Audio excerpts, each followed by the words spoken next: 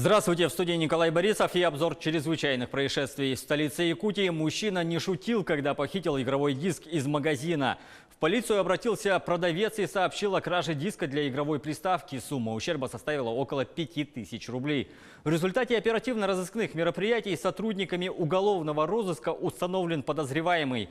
Им оказался ранее судимый 29-летний мужчина. Он увидел, что на упаковке товара отсутствует противокражная магнитная этикетка. Воспользовавшись этим, взял диски, покинул помещение. Похищенное продал за 2000 рублей, а вырученные деньги потратил на спиртные напитки. Возбуждено уголовное дело по статье «Кража».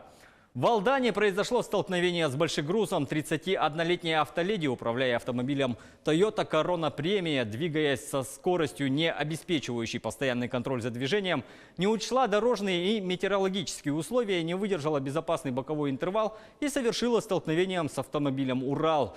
Молодая женщина доставлена и госпитализирована в травматологическое отделение Алданской больницы, где и установлен диагноз сотрясения мозга, ушибы головы и позвоночника.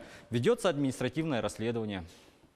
Госавтоинспекция и мы призываем быть внимательными и осторожными во время движения. С особой осторожностью проезжайте спуски и повороты, пешеходные переходы и перекрестки. Держите дистанцию и выбирайте безопасную скорость движения. Помните, вас ждут дома, берегите себя и окружающих. А в Чурапчинском районе республики осужден предприниматель, растративший половину суммы из субсидии в 600 тысяч рублей, выделенной на строительство коровника.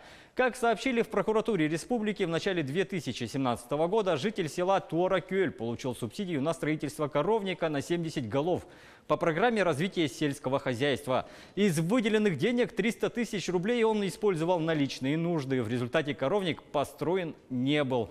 В ходе предварительного следствия обвиняемый полностью возместил причиненный администрации наследству ущерб и признал вину. Чурапчинский районный суд назначил мужчине штраф в размере 100 тысяч рублей.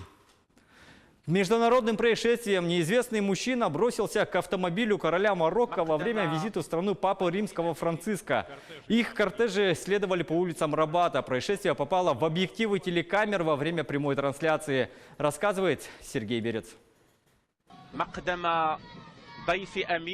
Кортежи папы римского Франциска и короля Марокко Мухаммеда VI следовали по улицам Рабата, когда к автомобилю монарха бросился мужчина в белой рубашке.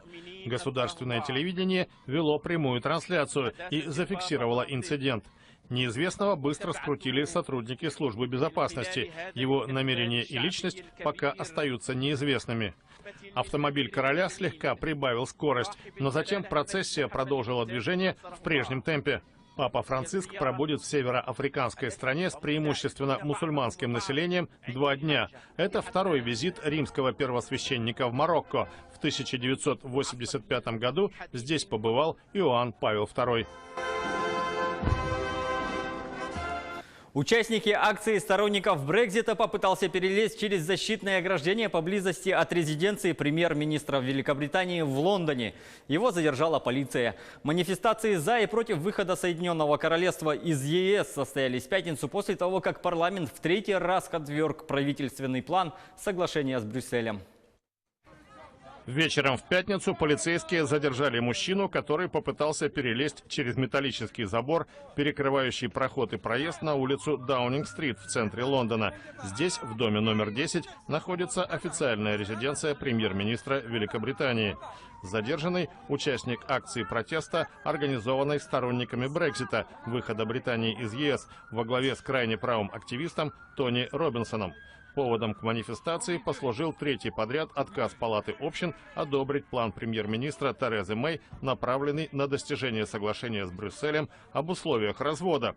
Примерно 100 единомышленников Робинсона, выступающих против отсрочки Брексита и возможного нового референдума по этому вопросу, собрались у резиденции главы кабинета. Между ними и стражами порядка произошли столкновения. Задержаны 5 человек. Их подозревают в нападении на полицейских и прохожих, а также в появлении в нетрезвом виде в общественном месте.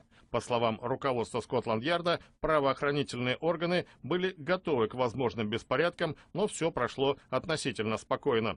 В пятницу на улицах преобладали те, кто выступает за разрыв с Евросоюзом, тогда как неделю назад город заполонили сторонники европейского единства. На этом пока все. Берегите себя и только хороших шуток.